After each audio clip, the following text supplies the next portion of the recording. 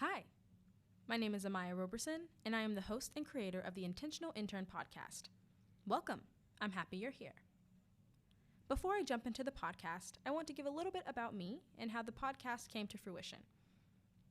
I started college during the pandemic and found out very quickly that I was not going to have the average college experience with very limited resources.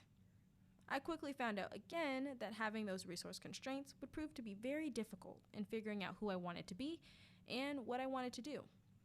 I had skills and I had drive, but I had no place that would bet on me or my potential.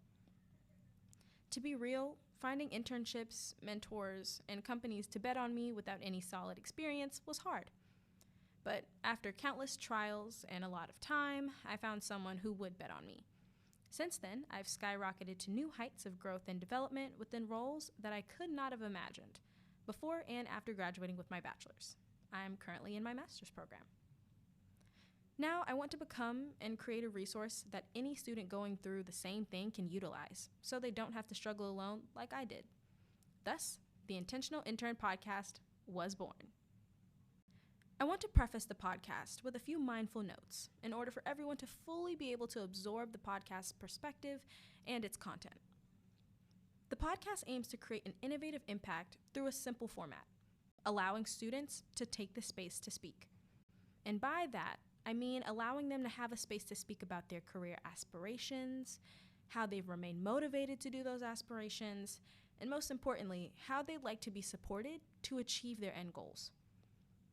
Each episode can look drastically different from the next due to many factors. Every student is different, not only in majors and career goals, but within their personalities that shine through each episode. The students you'll hear from treat this as another form of distinctive media to make them positively stand out within their respective career fields, and their open narratives can serve as a resource to employers, just as employers can serve as connections and resources to these same students.